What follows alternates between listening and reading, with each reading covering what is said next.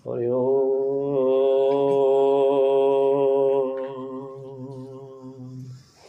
हरि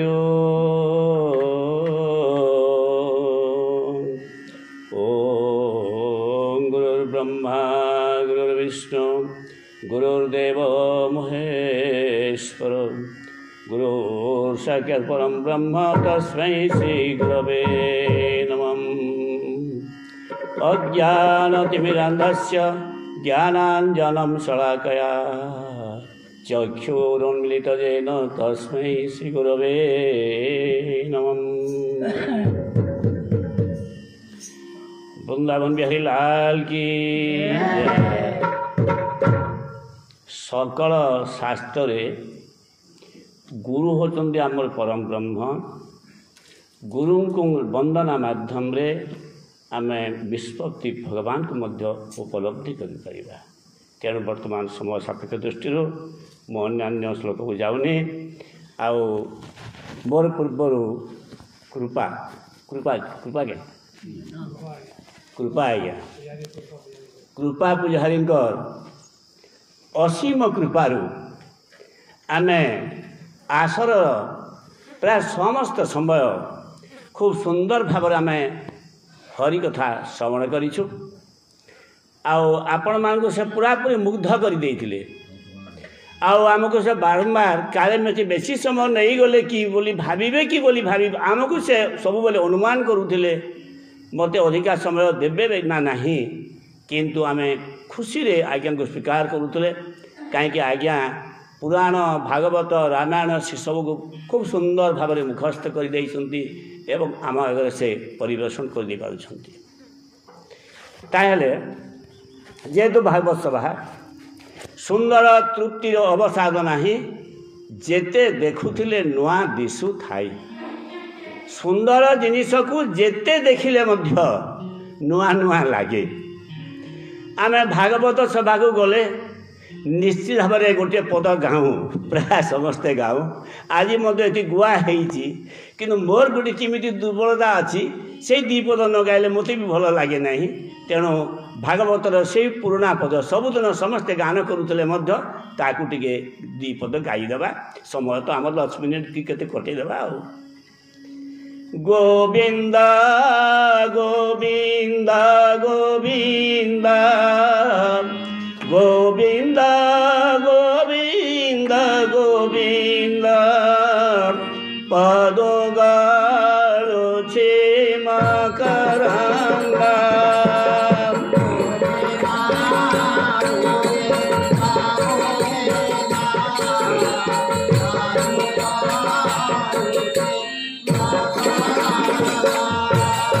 क्षेम करंगा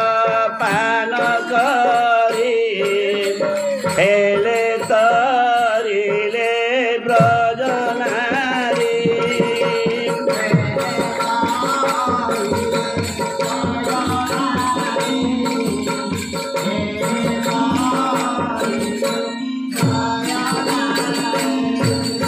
से ब्रजनारी कपयोरे मन मोथाओ निरंतरे।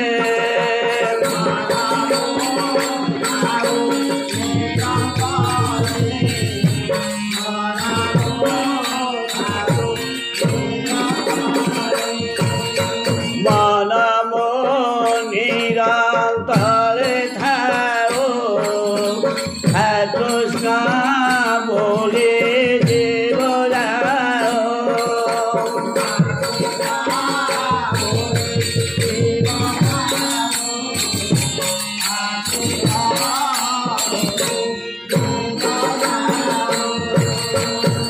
कृष्ण बोले जाओ जीव मोसे उद्धार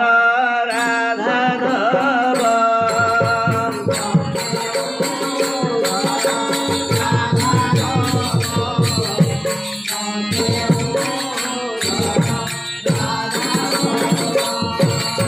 शोधे जानको हरदळि मोर हरदळि हरे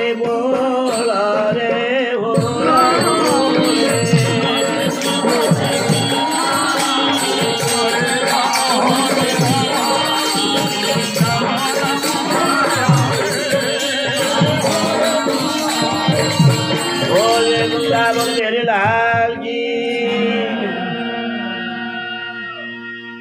सम्माननीय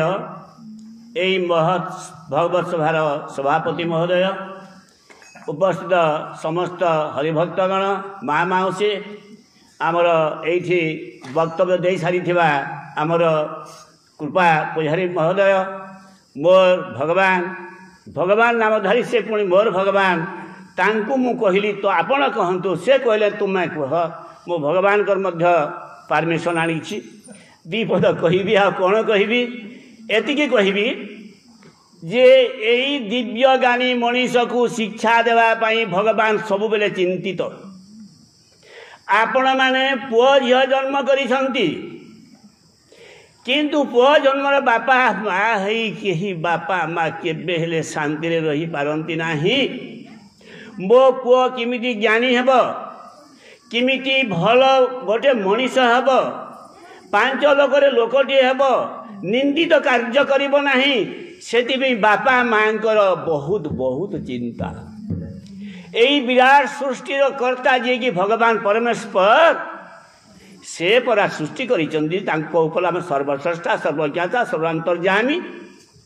आमे न कहिले मध्य कौ पुओ कौन भूल करुची जानुचंती, जेहेतु से सर्वांतर्यामी।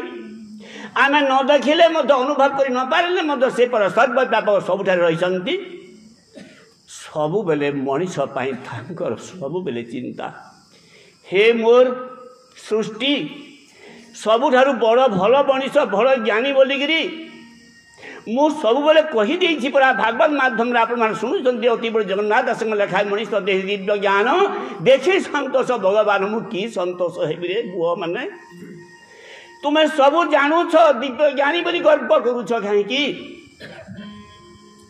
तुम्हें जहा शिखेबा पाई मु केते माध्यम रे शिखेली। गछ सृष्टि कली, गछ को देखि शिखिब, गछ केते बड़ उपकार करुची। छेली को नहीं तुम्हें ताकू टिके टिके कर औषध लगैल, घास को तृण भोजी खाइले, तुम्हें दुब काटिल, आउ कौन कल, गछ को पथर माइल, से फल देला, केते सहूचंती से गछ माने। तुम्हें सामान्य कथार मत चिड़िकी भाई भाई मत झेमेला लगुच, गछटार सहीबार शक्ति तुम पाई पारुना।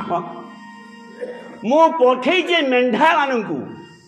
अरे मेंढा माने तुम्हें जाओ मनीष घर पोषा मानिब एवं तुम्हें मरिबा पर्यंत लड़ाई कर, से जदि माड़ करेबे, माड़ न करैले माड़ हब नहीं। यात्रा पर्वत से माड़ करेबे तुमको, से तहकेबे, से तहकेबे, माड़ हम मरीज, सिंह फाटी जाऊ, किसी कथा नहीं, मरिबा पर्यंत माड़ हम। तुम्हें खराब नुहे,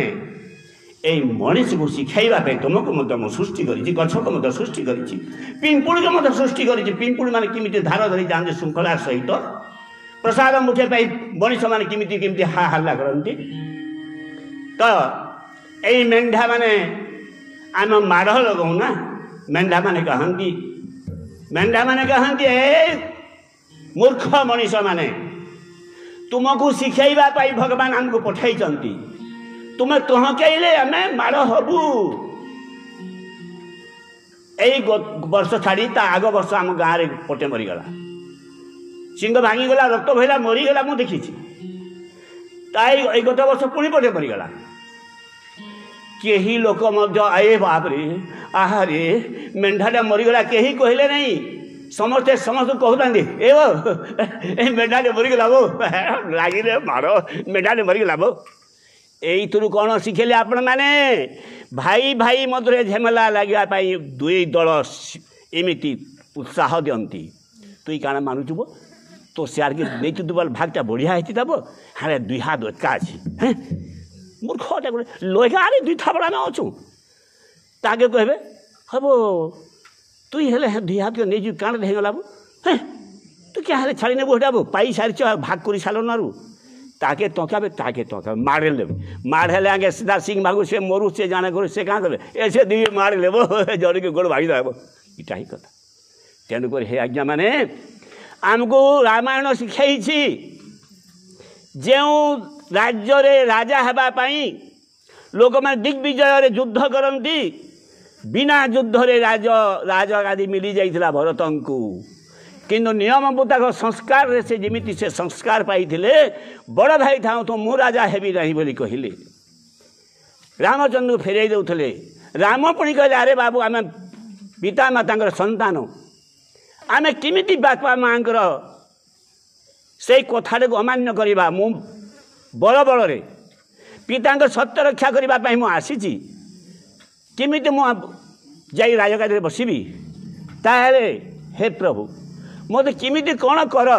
मुझे तुम बसवा सिंहासन बसी पारि नहीं देखु यहीटा रामायण माध्यम आमको शिखाई प्रभु रामचंद्र अवतार नहीं मानव रूप से रामायण गान करी जदि आम इंचे जमी पानी झेमेला पाते लगे ये जिते गान कले मत किसी काम देव ना भात भात कहूले छाड़ब कि भोक गीता गाइले कि हेब नथिले विवेक गीता गाई गाई फल चंदन बहीपत्र को पाटिदेले जदि आम विवेक ना भाई भाव झेमला रहा व्यभिचार कम करवा झील बहु को उपयुक्त सम्मान देवा ना ए किसी काम देव तेणुक आज मैंने आम पूर्व वक्ता जहाँ गीता भागवत कहीगले से सबू भितर मनीष को शिखेबार विषय मान रही देखो महाभारत को जानतु मत जड़े कहले गोटे जगार ये कही भी थी पारे आज्ञा ये जो कृष्ण को भगवान भगवान बोलती भगवान कौन हो तो महाभारत युद्ध को ऑर्डर देदेले आरो शेष करदे भाई मान को यहाँ शिखाई आपण भूल बुझी आज्ञा मुझे आप भूल बुझी भगवान निजे जाइथिले युद्ध न करने आरे दुर्योधन भाई थे भाग हुए बेसी कुटुंब बढ़ीगले भाग हो पारे किंतु मन भाग हवा नुहे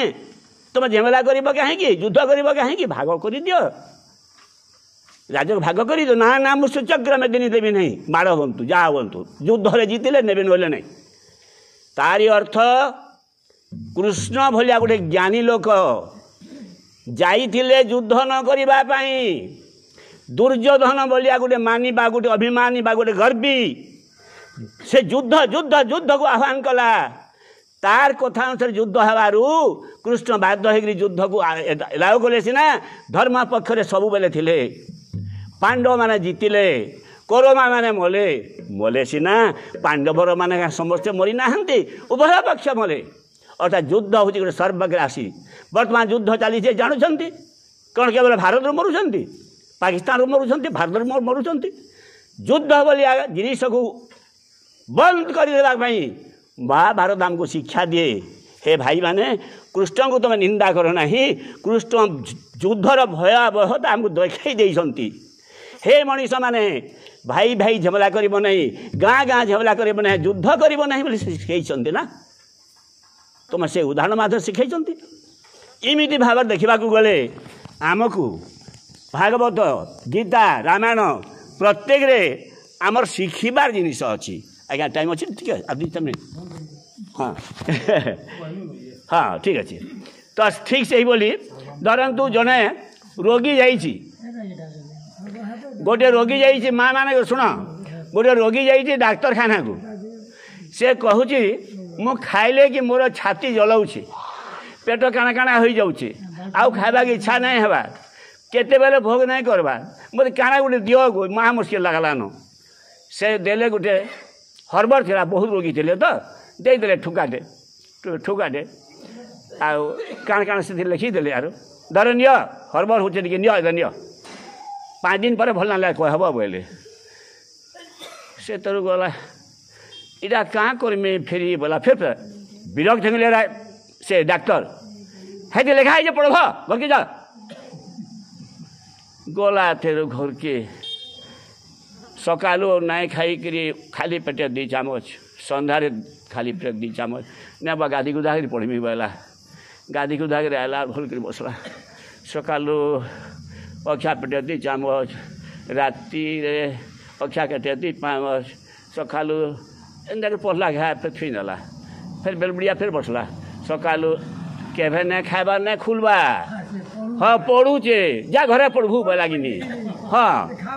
से नहीं खाइबार खाब बोले से नहीं कहला फिर हाँ पढ़ब से डाक्टर हेतु मूर्ख बोली बुझीचे क्या इन लेखि नेले पढ़वा 2 चामच 2 पाँच बोले खाई खाली पेट 2 चामच लिखि निजे खाली पेट 2 चामच पेट कला शेष के तेरे थुइन यार आर्घा एंता देखाने पड़ला सकालू खाई 2 चामच अखिया 2 चामच संध्यारे अखिया 2 चामच जपुचे तार चिंता लागसी चिंता लागुचे फिर गला नहीं छाला आज्ञा देख तो बोला नहीं छाला से सब खाएल खाइली केनटा खाइली आनी आई इटा तो देखल इबा इला खाइल भाई खाइब बोल भाई है लेखा है पढ़ब बोल जे मैंने पढ़ुली सबुदिन पढ़ी जाए आज्ञा दी बेली आज्ञा हेन्ता आज्ञा इन बसिक मुझे तुमको बहुत भाषण देमी भरत कथा बुझाला बेल कानी पकाउमी आप शुणिक कानी पकाउे घर के जी भाई भाई झमेला हे गोलमाल हे कि गाँ गाँ भर झमेला होते यही महाभारत शुणिक लाभ किसी नाइन युद्धर भयावता जदि ठीक बुझीती बेले ये युद्ध क्या हेता आज्ञा इटा संभव नुहे सेन्ता